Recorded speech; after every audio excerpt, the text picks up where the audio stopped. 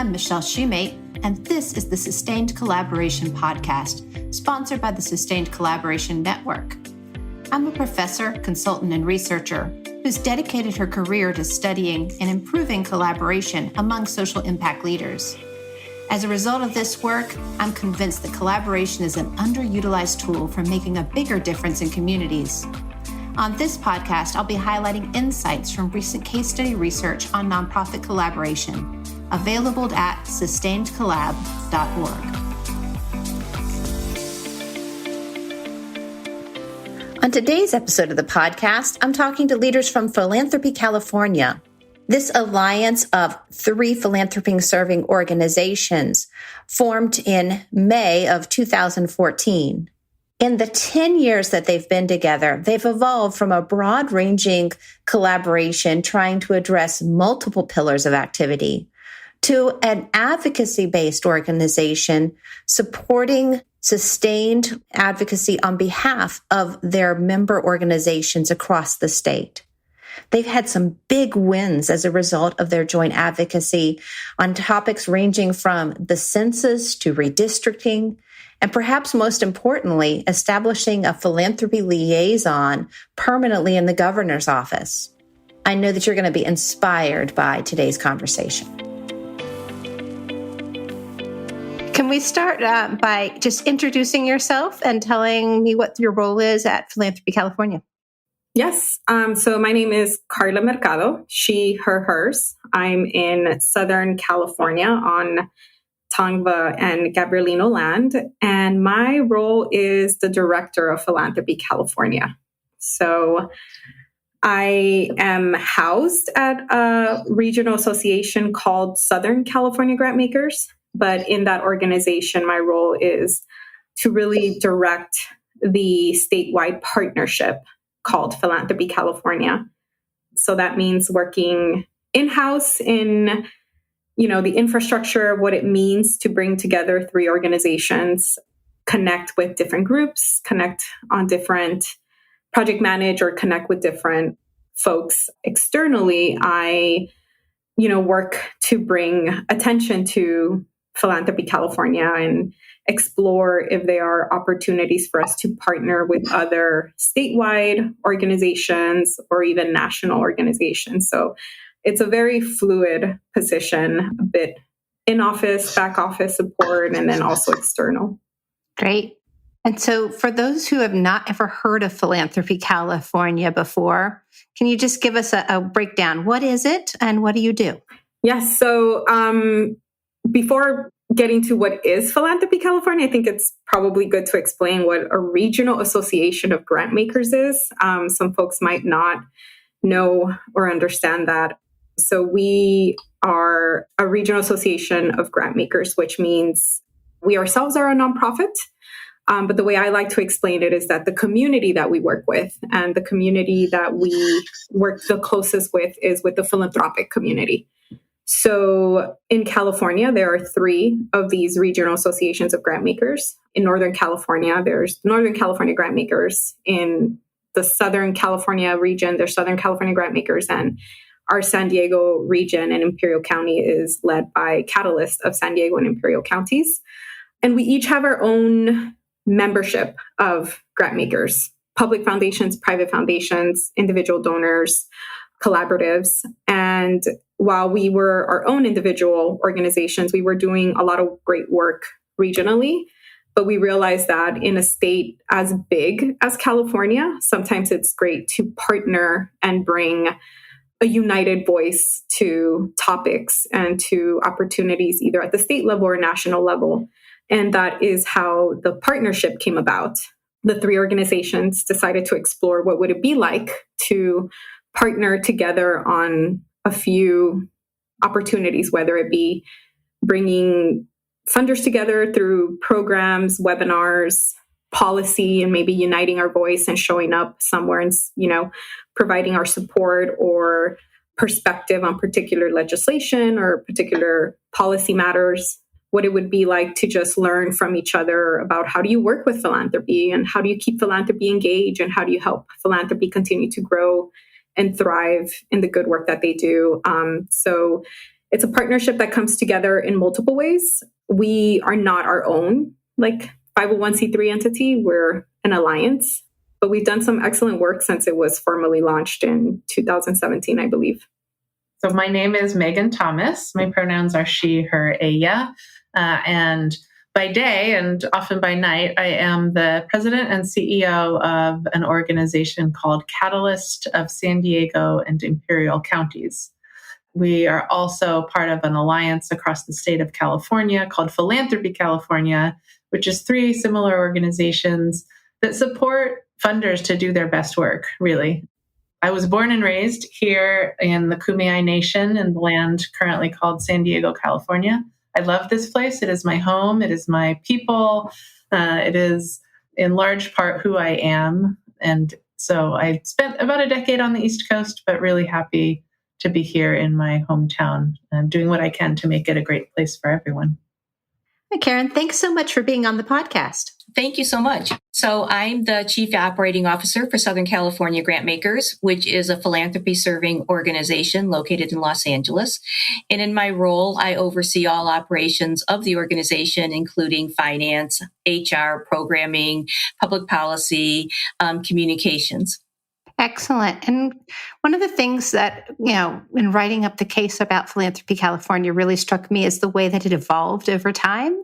It started out thinking that it would do multiple pillars. It was doing some shared HR. It was doing some finance, but ultimately landed on public policy. And that has even evolved a bit. So could you tell me just a little bit more about the public policy work and advocacy work, particularly that Philanthropy California has ended up engaging in? And how has the vision of working together changed over time when it comes to that kind of public-facing work? Yeah, the policy work was one of the first natural connections, right? Because there were a lot of, things happening at the state level that we, again, were talking about in our own region, and how is the state legislation or the state budget going to impact our region. But again, realizing that if we showed up as Philanthropy California and say together, not only are we in alignment around this topic, but we together represent over 600 foundations or grant-making entities across the state. We knew that would have a bigger impact, right, in showing up as a force. So when it comes to policy, right, there's so many, what is policy? First and foremost, everyone has their own definition of what it is. Therefore, everyone has their own definition of how to participate in policy. And that's actually an area that Philanthropy California first had to address, which is, what does it mean to do policy together? And we first landed in, let's do, government relations together at the state level. Let's do advocacy and, education on what is philanthropy and how can philanthropy be a partner and a resource to government and to policymakers. Let's elevate the connections that philanthropy has to community and the real innovation and nimbleness that philanthropy has. Let's bring that to policymakers so they can see us as, an entity that they can tap into when they're thinking about creating policy, when policy has already been created and they want to know, how is this going to impact communities?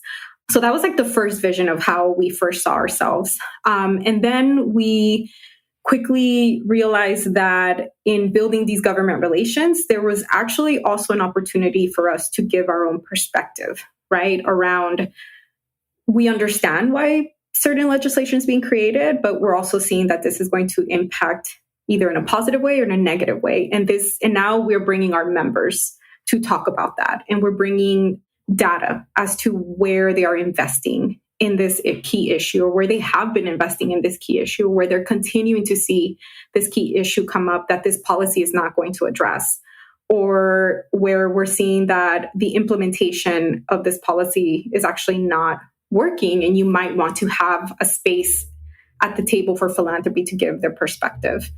So that kind of evolved a little bit to us being more from a advocacy, connect with us, learn from us, to more about, we actually have a position on this matter. We actually have expertise on this matter in our membership. Let's bring them along. So I think while even within the advocacy government relations, it still evolved to us having a voice, which we thought was very powerful and very exciting as well, to show up as Philanthropy California, but then to also bring a diverse set of voices from across the state that have been investing in whatever topic we were talking about. That's great. Can you walk me through a particular example? I'm really interested in some of the early work that you did on the census and then later on redistricting. How did that united voice across the three philanthropic supporting organizations end up amplifying or making that work perhaps a little better than it could have been if any one of those philanthropy serving organizations tried to embark on it on its own? And I apologize in advance. And feel free to stop me at any point. I actually get really excited about the census and redistricting work that we did, census in general. So I do believe that this was the first time that at least SCG, SoCal Grantmakers, had engaged in the census. It was brought to our attention through another partnered organization. They're actually national, but in California, they were leading the coordination of funders across the state on, funder education and investment in the census, right? And they approached us and said, well, the three of you should be part of our table because you each have access to funders. And it would be great if you can continue, maybe do work around educating philanthropy in California about what the census is, the timeline, within the timeline, what are the opportunities for funders to get engaged. At that point, we obviously were thinking this means investment, right? Investing in hard to count communities, investing in regions, investing in particular areas of focus or in different timelines, right? And we thought that was great, but the more we engaged with the table, with the census funders table, we realized that there's a policy opportunity for us. And that policy opportunity for us is to do some advocacy work, particularly around the budget. So our first advocacy efforts for census was on the budget. It wasn't first and foremost, there were huge delays in funding. So when we went to DC, we did some advocacy around you need not just adequate funding, but you need timely funding. And we're already behind and you all delaying funding to the states, particularly the state of California, which is one of the hardest to count states, is really going to impact us. Then it came to the state level. The state was also a bit behind in not just the funding, but they were actually the amount that they were proposing to fund the census, according to the community organizations that were doing this work, was nowhere near what was going to be needed to have a complete and accurate count. So we then started lending. We saw that the value that we added to that census table was our advocacy efforts. So we went to Sacramento and we did a lot of advocacy. And it wasn't just advocacy of here's what philanthropy thinks or here's how much philanthropy is investing, but we tried to paint a clear vision of this is how much philanthropy has invested thus far. This is how much they are on track to invest by the end of the census. Here's what the community organizations are saying that they need. And here's where you all are coming in as the state, which is pretty low. You can bring that up. And as you can see, we're asking you not just because we think you need to do so, but because philanthropy is actually investing a lot of its efforts on ensuring that communities are counted. So we expect the same from you. So that was our first efforts and advocacy work around with the census. When it came to redistricting, we were approached by one of our members and funders, actually, of Philanthropy California, the James Irvine Foundation, who said, we like what you did with the census. We saw that you were not just advocating for census, but you were doing a lot of funder education. Redistricting is not as big and is not as common for funders to immediately transition to funding. So we would love for you to do both. And we got some seed money to continue to do some funder education around the importance of census and redistricting, because the census was still not completely done, right? Like the data needed to come out. We needed to disaggregate the data, really see what that meant. And then at the same time, continue to support the organizations that were going to do redistricting work. So a pool fund was launched. We fundraised about 2.8 million that were distributed across the state to both regional tables that were doing regional redistricting work, as well as statewide tables that were doing redistricting work around like mapping, community education, preparing the community to show up to hearings, following up with the communities themselves, the community organizations themselves following up in hearings. And we learned a lot about the process of redistricting. That it's 2024 and we're thinking about how do we kick off the census and redistricting work based on the lessons that we learned for 2020. Thanks for that. Can you take us back a little bit to the beginning of Philanthropy California? I know you weren't in your current position during that time, but you got a front row seat to how this all came together. Why come together as a set of regional philanthropy supporting organizations to form this larger alliance? Yes, I definitely had a front row seat. And Philanthropy California starts to get a little meta. Right? I joke, although it's pretty much true, that I didn't even know what our organization does until I'd been working here for 6 months. We are, as you said, a philanthropy supporting organization. You could call us an infrastructure organization. Sometimes I say we're like a chamber of commerce, but for philanthropy. But we're a nonprofit organization whose members are funders of many types. And like I said, we're here to help them do their best work for the communities where they operate. And we had been working for decades, honestly, with our partners at Northern California Grantmakers and SoCal Grantmakers, each of us specialists in our place, right? We're all place-based organizations. And started to recognize that there were some things we could do better if we combined forces. And at the time, the three CEOs, the CEOs of those three organizations, Ellen LaPointe in the Bay Area, Chris Essel in Los Angeles, and then Nancy Jameson down here in the border region, they knew each other well. They were talking a lot about how can we do this work, and came up with this idea, well, we should formalize a little bit. And there were two driving factors to form Philanthropy California. One was to find efficiencies. Honestly, we all had very similar needs on the back end of our operations. And so we said, hey, we could probably share some of our financial staff capacity, for example. The other piece was that when we think about the state of California, it was going to be a lot more powerful for us to show up in policy conversations if we could say, we're here talking to you about a membership of 600 or 700 foundations, rather than speaking just from our region. Those two things have endured in a lot of ways, although they look a little bit different today. And the ability to speak from a statewide perspective while also having a deep connection to individual regions is really the core strength of Philanthropy California. It actually was the idea of the CEOs from Southern California Grantmakers and what was then San Diego Grantmakers.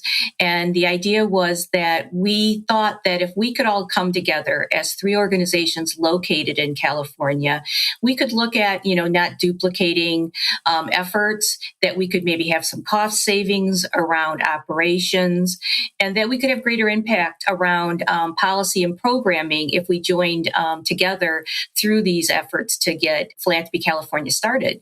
And we were able to get all of our boards on track, and we had a retreat, and they came together and they said, that sounds like a good idea. And they really, so we moved forward with this idea to start planning for it. And initially, the alliance was really expansive. It covered 5 different pillars, and you had a really vital role in trying to make all of that happen. So can you tell me a little bit about the early stages? Sure. So when we looked at it, we looked at areas that we thought that we could have great impact in, or that would mean something to each of our organizations. So we did have the 5 pillars. We had operations, programming, public policy, membership, and communications. And we thought, okay, we can all work together in those 5 areas. And one of the greatest areas that we started with was operations. And so we decided that one of the cost savings is that if we could all do our HR and our finances together, that would be a cost saving, and we'd have all similar books and all similar policies across the state. And so that was our beginning area. And also in programming. What we realized with having my time spent on this without other dedicated staff, that 5 areas was way too much. We really couldn't take on all 5 areas. So we came together and we really started to think about what were the more important areas that we thought we could have the greatest impact that would also be of best service to each of our organizations. And so we did come back and decided to go with programming and with public policy. We took membership off the table because membership was really a regional, more focused area. And we just decided that if a member was part of one of our groups, they would be part of Philanthropy California. So we took that off the table. Communications is all part of programming and public policy. So that's still in the mix. And we did decide that each organization would continue in their own operations after a couple of years. Having somebody who really understands philanthropy in the governor's office has truly been one of the biggest wins for Philanthropy California. In a state the size of ours with a budget larger than most countries, it really comes into focus that philanthropy is here to provide seed capital. It's here to take perceived risks that government might not take. It's here to bridge to solutions, but it doesn't have the scale to be a sustained supporter for social change or social programs. So when we think about how do we interact with the state government and the governor's office in particular, Kathleen Kelly-Janis held the position for the first couple of years, and Elena Chavez-Quesada is there now. And they have been really important partners as we strategize about how to align the different types of funding to advance a healthy, productive, sustainable lifestyle for the people across the state of California. For Catalyst in particular, we are here in the border region. We are San Diego and Imperial counties, and our people and our environment and our culture crosses the U.S.-Mexico border every day. Thousands and thousands and thousands of people, people who live in Mexico and come to school or work in California. So to be able to speak to economy, to speak to human rights, to speak to the environment, in particular the pollution in the Tijuana River and how that impacts people on both sides of the border, with somebody who has a seat at the table with the state has been critically important. And just to have someone to pick up the phone and bounce some ideas off of, right? To say, hey, I'm thinking about a certain initiative, or did you know what's happening in this very specific community or these nonprofits? For example, we have had something in the neighborhood of 100,000 people cross the border in the last less than 6 months, which has been hugely impactful to our communities because we don't have the infrastructure to deal with that. And so we have to be able to coordinate with local government, state government, ideally federal government, although at the moment that's a bit of a challenge, and those nonprofits, and raise up a voice so we can help raise the needs and the solutions present in our local community at a state level because we have that liaison who speaks our language. Excellent. So can you kind of, take a little bit of a step back now from the individual work and just kind of reflect on how the structure of advocacy across Philanthropy California might serve as a lesson for other states where there are philanthropy serving organizations or similar nonprofit serving organizations? What have you learned about how to do advocacy together that they could learn from? A couple things.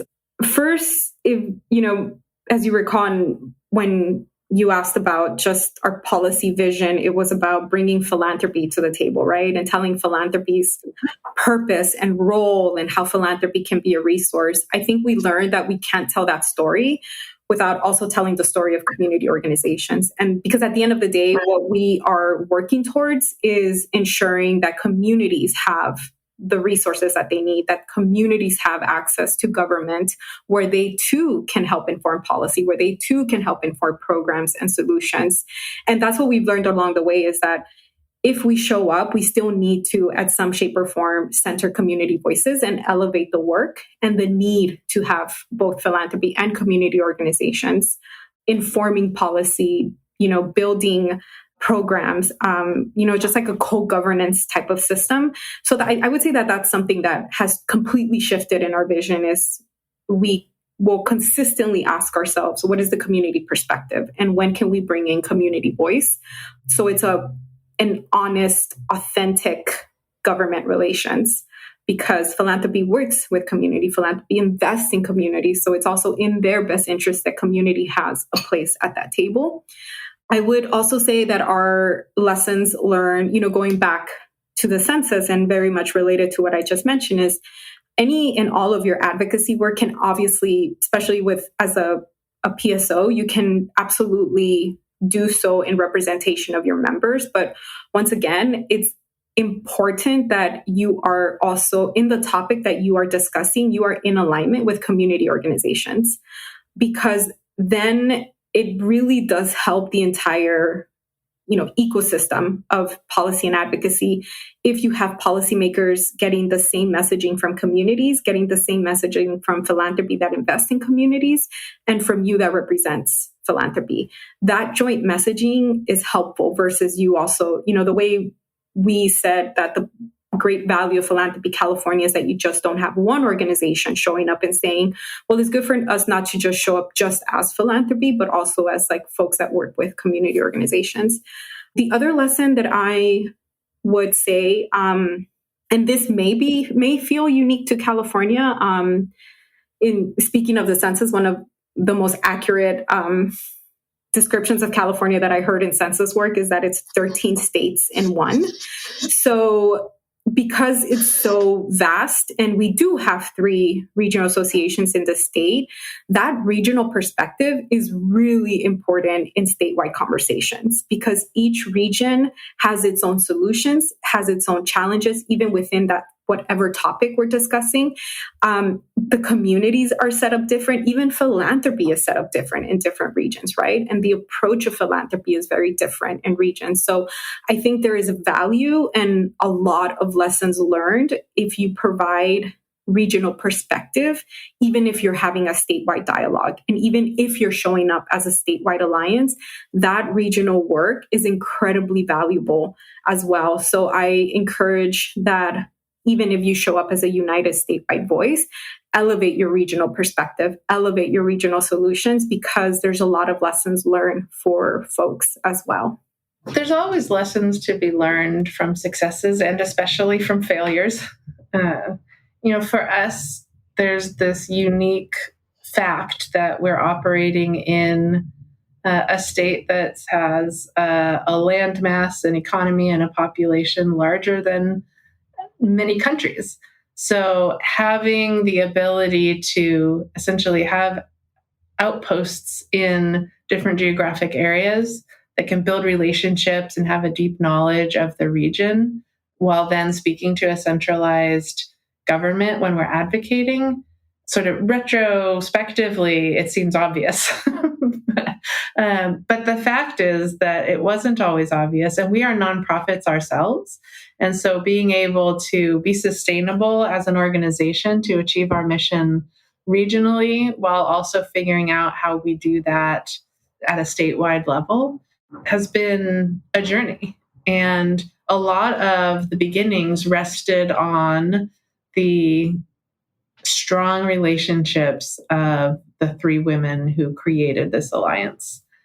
Without, just like so many other things, without trust and transparency, this alliance wouldn't have begun, and it wouldn't continue in the way that it does.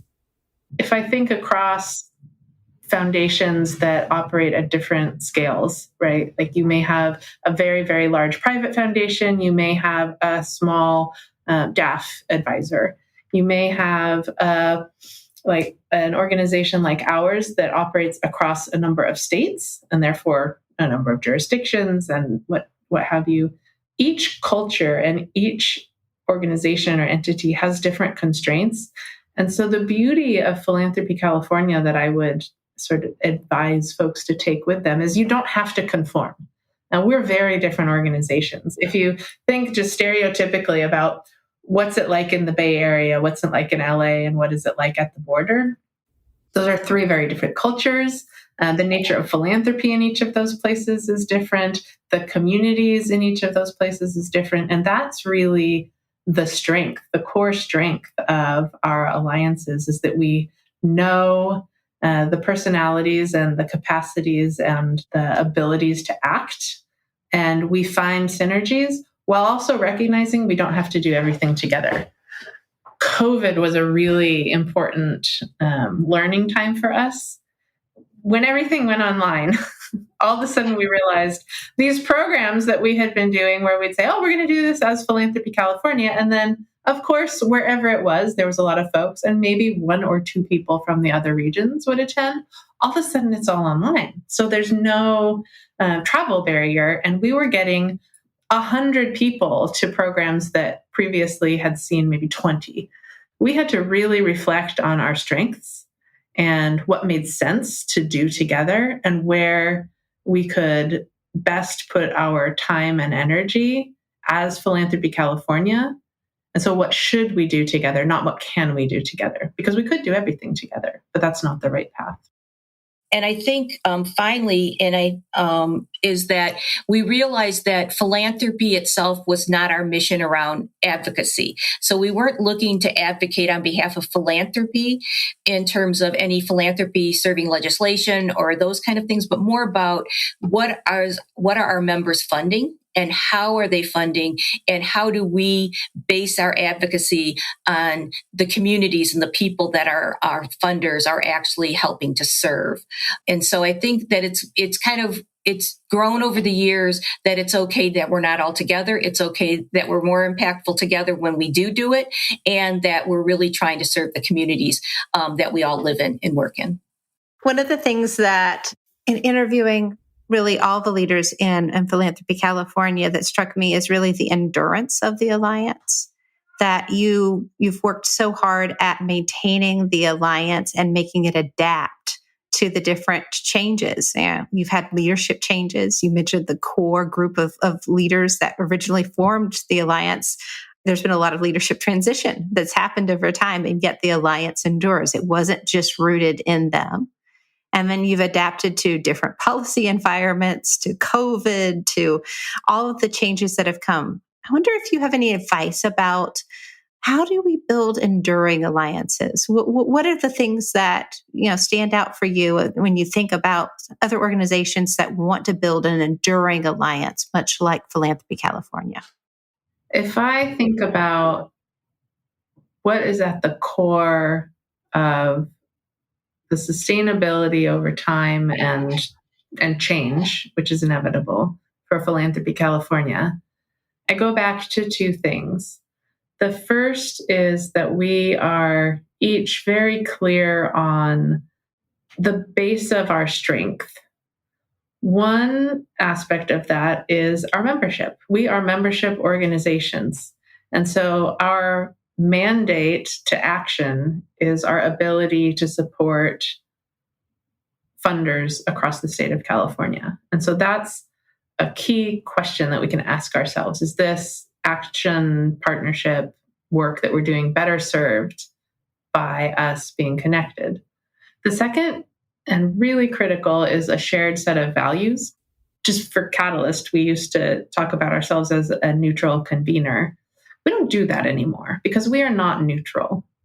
We are issue agnostic. We'll talk about early childhood or food security or immigration, but we have a core set of values that's grounded in equity and social justice and really understanding that communities lead and we support.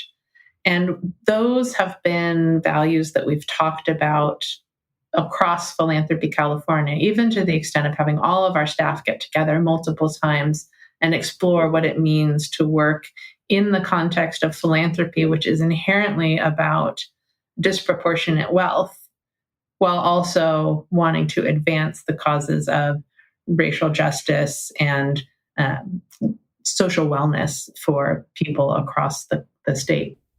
The last piece of sort of critical work for us is that we come to the work in a collaborative mindset. And that extends beyond our three organizations, but is also about partnering with the League of California Community Foundations, about partnering with Cal nonprofits, about looking to our colleagues across the country and saying, who has developed the knowledge and relationships that will best come back to serve those values and our members and our ability to advance, quality jobs and safety and education through philanthropy, and not feeling like we need to own everything, but that through our partners and relations, we can move forward effectively. I think to begin with that you need to have the leadership, both at the board level and the CEO level on board. They have to be supportive of this and really buy into the value that you see. We also were able to receive grant funding to hire consultants who helped us on this journey, helped us in directing us in terms of really finding the areas that we thought we wanted to focus on. I think trust is like the biggest thing, that the three CEOs and myself at the time, we had a relationship that we knew we could be honest with each other. We knew that we could disagree and still come to some agreements, and that also the collaboration would evolve, that we'd always be open to be able to know when we needed to pivot or change, and that any one of us had equal voices to be able to say, this is working, that's not working. So I think it's really open, honest discussion, the trust between the partners, and also an agreement on what it was going to be. So this was not going to be that any one of our organizations were going to disappear. It really was a collaborative effort that we were all going to move in this together. And so there was no fear involved of, that somebody may decide that, we only needed one organization now. No, this was about a collaboration that was going to serve the whole state. Yeah, and it's done so amazingly well at doing that. So thank you so much for being on the podcast and for sharing your wisdom with us. Of course, thank you. It was great to talk with you, Michelle. Thank you. Thank you so much. Appreciate it. I hope you enjoyed this episode of the Sustained Collaboration Podcast. The Sustained Collaboration Podcast is a joint venture between the Sustained Collaboration Network and the Network for Nonprofit and Social Impact at Northwestern University. You can learn more about the Sustained Collaboration Network and download the research referenced in this podcast at sustainedcollab.org.